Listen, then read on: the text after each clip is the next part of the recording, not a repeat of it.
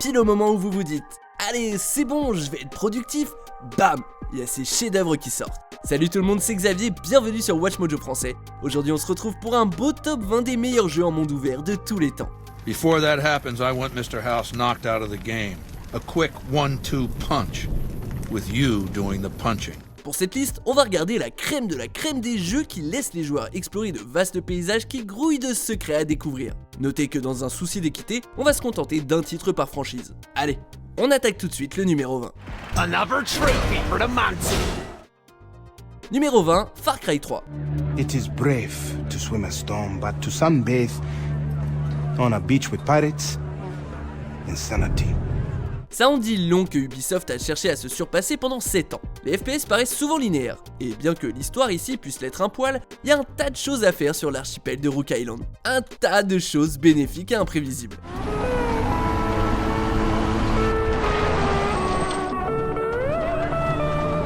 On peut accepter des quêtes secondaires de chasse, anéantir des bases ennemies et crafter tout ce dont on a besoin. La variété d'approche des situations, grâce aux différents véhicules et aux différentes armes, rend l'exploration de ce lieu chaotique très satisfaisante.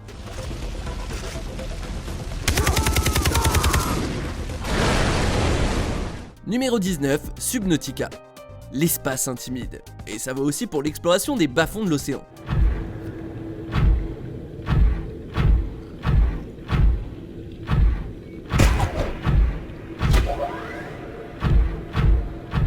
Alors mettez les deux ensemble et vous obtenez le génial Subnautica. Après vous être craché sur une planète éloignée, votre but est de récolter assez de ressources pour vous échapper. Sauf que si les créatures marines de notre planète vous filent les chocottes, vous êtes clairement pas prêt pour ce que vous allez rencontrer.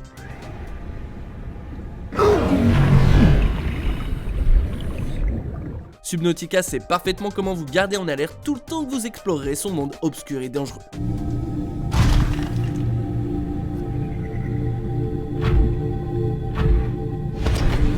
Numéro 18, Just Cause 2.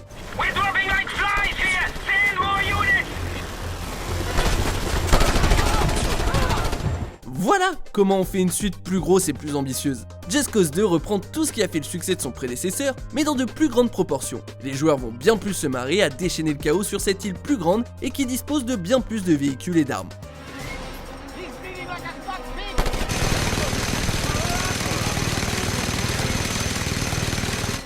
C'est un jeu qui a des allures de film d'action bourré de testostérone, explosif et grandiose. Être dans un monde si étendu et libre amène son explosivité à un degré supérieur de satisfaction.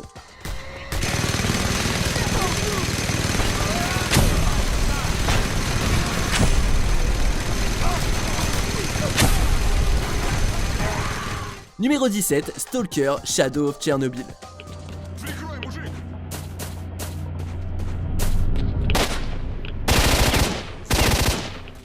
C'est loin d'être le titre le plus connu de cette liste, mais tout fan d'horreur se doit de s'attarder un peu dessus. Ayant lieu après le second incident à Tchernobyl, visiblement ils avaient pas retenu la leçon, ce FPS/ survival horror charge les joueurs de traquer et d'assassiner leurs cibles en incarnant un héros amnésique. Seulement, explorer les alentours amène à des confrontations directes avec des humains et des créatures qui ont subi d'horribles mutations.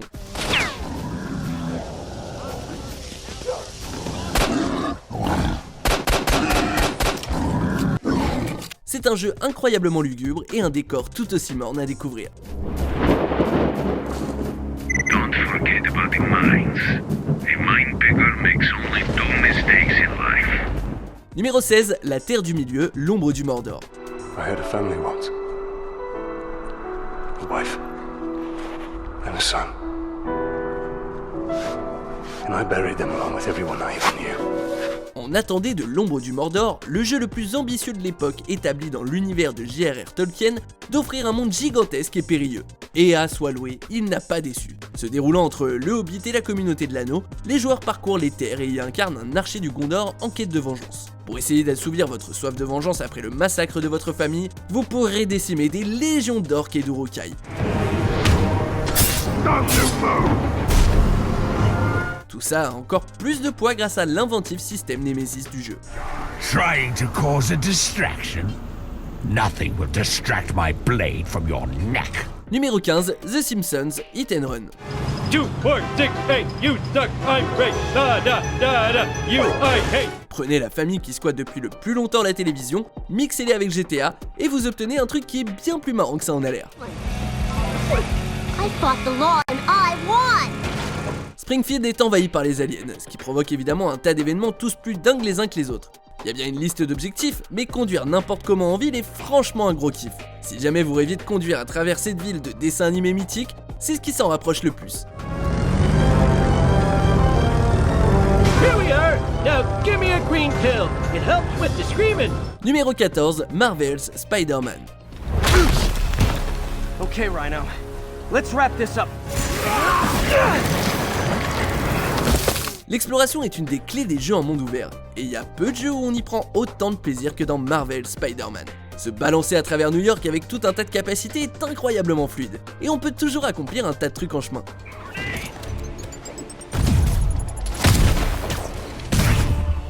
Bon, c'est vrai que parfois c'est un peu fade l'émission, mais ce n'est jamais le cas de se balader dans tous les recoins de ce monde. L'option de voyage rapide existe, et franchement, elle est pas vraiment utile. But let's hear it from the caller. Go ahead. They won't let me in my building. Said it's quarantine. Numéro 13, Horizon Zero Dawn.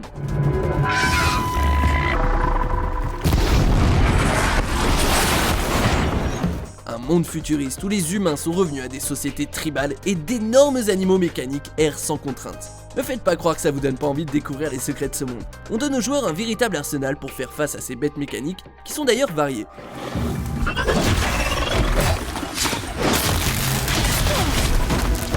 Et c'est dingue comme c'est satisfaisant d'abattre un mastodonte. À côté de ça, chaque nouvelle zone explorée permet de découvrir de nouvelles tribus et d'avoir plus de pièces du puzzle qui permettent de comprendre comment l'humanité en est arrivée à chuter de la sorte.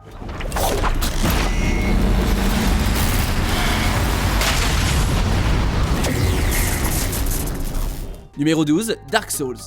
Un jeu qui a eu un tel impact qu'il a établi le standard pour tout jeu qui se veut cruellement difficile.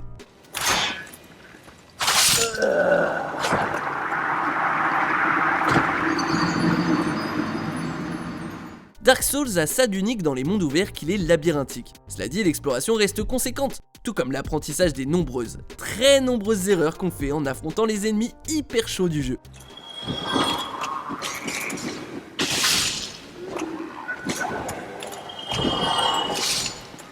Bien que ça puisse décourager certains joueurs, cette courbe d'apprentissage donne envie à d'autres de continuer à explorer. Jusqu'où pouvez-vous aller? Combien de temps avant qu'un ennemi ne vous réduise en miettes? Pas longtemps, c'est moi qui vous le dis.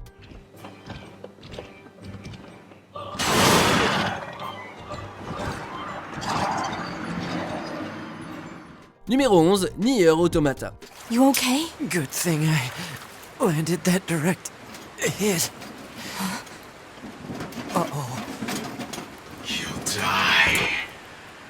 All of you are going to die. La plupart des mondes post-apocalyptiques sont glauques et remplis d'horreur. Nier est la preuve que ce n'est pas forcément nécessaire. Il y a même de la sérénité à incarner l'android 2B et à se balader dans cette nature luxuriante qui a repris le dessus.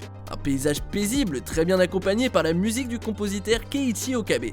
C'est aussi le cas pour les scènes d'action palpitantes dont le gameplay peut varier du hack and slash au shoot 'em up.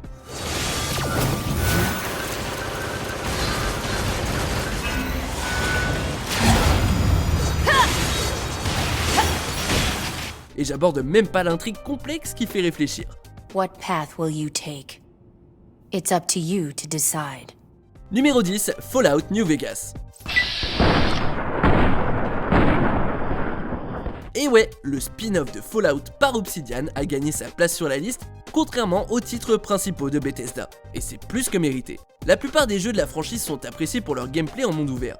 New Vegas a amélioré les caractéristiques de celui de Fallout 3, tout en incluant des personnages odieux et des intrigues attrayantes qui font la fierté de Sin City. Is it any wonder my legion has so little love for you? So tell me this, because I really want to know.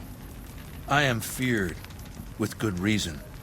But you, of all people, dare to come here and stand before me, the mighty Caesar. Il y a des factions et des tarés cachés un peu partout dans ces terres désolées, ce qui rend leur exploration toujours fun.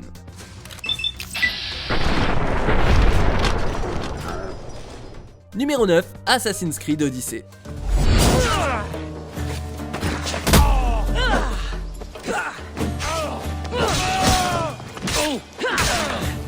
Après Après 10 jeux, c'est quand même remarquable de se dire qu'Ubisoft n'a sorti le meilleur que récemment.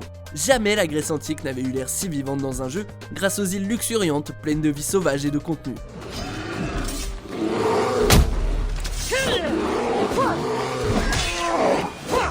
Mises en relief par la guerre du Péloponnèse, elles apportent aussi leur lot de méchants vicieux. Black Flag est également un super titre, mais Odyssey proposant le même genre de gameplay marin, plus un lore et des personnages complexes, ainsi que des quêtes qui vous envoient dans tous les sens, c'est sans aucun doute ce jeu qui règne sur la franchise. Did you actually need something or did you just want to educate me on the finer points of democracy? Numéro 8, Batman Arkham City. Arkham Asylum nous a déjà donné un gameplay batastique, alors quel régal d'avoir une suite qui se déroule dans une métropole infestée de criminels. Do you want to know something funny? Even after everything you've done, I would have saved you.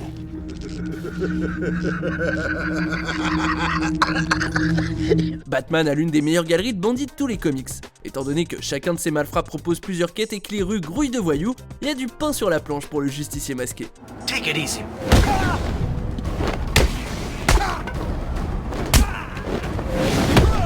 En volant de bâtiment en bâtiment, équipé de la ceinture ô combien pratique de Batman, on sait direct qu'on a affaire à la nouvelle génération du jeu vidéo de super-héros. Numéro 7, Red Dead Redemption 2. Red Dead Redemption est une excellente expérience dans le style western.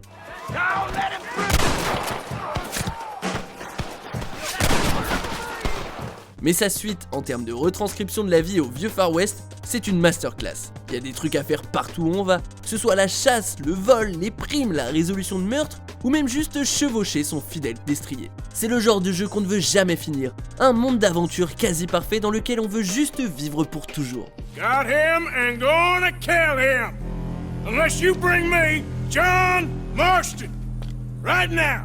Ah et aussi, c'est beau à en faire baver.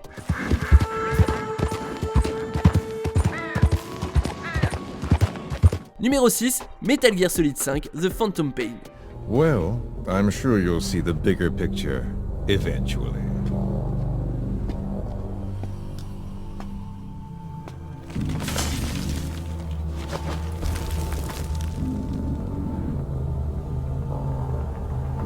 If you get out of here alive. Hideo Kojima a donné naissance à l'une des franchises les plus adulées de l'histoire. Et son titre final contient l'un des mondes ouverts les plus dynamiques à ce jour. L'immersion est profonde et totale grâce à la météo dynamique, au cycle jour-nuit et aux différents types de terrains. Mélangé au gameplay de furtivité qui a fait le succès de la franchise, ainsi qu'au choix de l'ordre des objectifs, et le monde et les ennemis s'adaptent à la façon de jouer.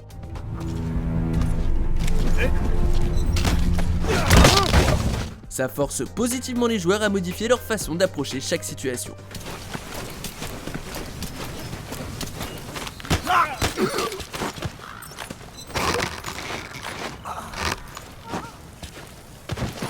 Numéro 5, Minecraft.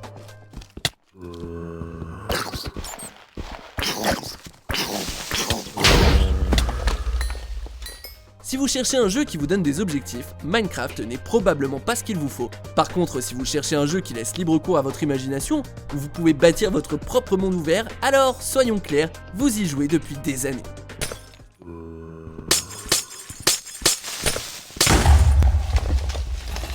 Ce que des joueurs ont été capables de créer à partir de quelques blocs de pixels est franchement ahurissant. La variété dans Minecraft n'a réellement aucune limite.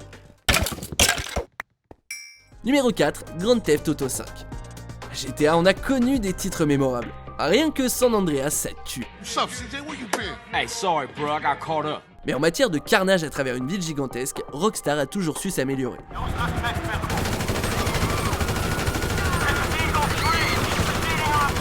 Leur dernier jeu est sorti en 2013. En 2013, il y a 7 ans. Et pourtant, honnêtement, personne n'a jamais ressenti le besoin qu'ils en sortent un nouveau.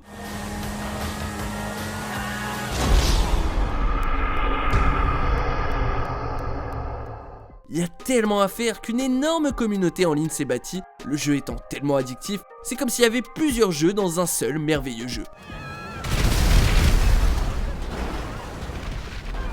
Numéro 3, The Elder Scrolls 3 Morrowind. C'est peut-être Skyrim qui reçoit tout l'amour, mais faut remercier Morrowind. C'est le précurseur dans tous les domaines quand on pense à un RPG fantastique en monde ouvert.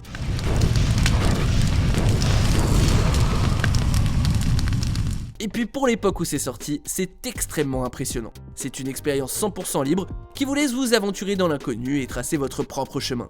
Morrowind a amélioré astronomiquement ce que ses prédécesseurs ont fait et a pavé la route que Bethesda emprunte toujours. Make it quick, Outlander. Numéro 2, The Legend of Zelda Breath of the Wild. Right where we want it. Good playing.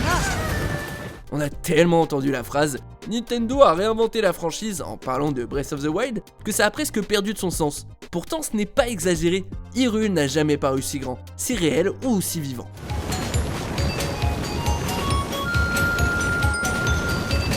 Il y a quelque chose qui vaut le coup partout, dans tous les recoins, que ce soit une nouvelle arme, un village charmant ou un moment tout simplement beau et magique. Le jeu attire grâce à son sens puissant de la découverte que presque aucun jeu n'égale. Fight for your life. And it's death. On arrive bientôt à la fin. Nous publions de nouvelles vidéos chaque jour, alors abonnez-vous et activez la petite cloche et les notifications sur téléphone pour ne rien rater. Numéro 1, The Witcher 3 Wild Hunt.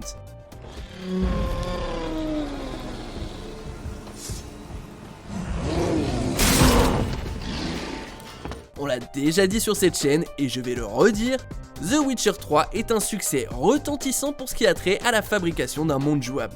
L'aspect de Dark Fantasy va très bien avec les personnages brisés et les monstres terrifiants. Geralt est à la recherche de ce qu'il aime, une mission atténuée par un devoir ingrat et un paysage ravagé par la guerre. À travers lui, les joueurs n'ont qu'une envie, celle d'explorer ce continent massif et recoller les morceaux d'un royaume brisé.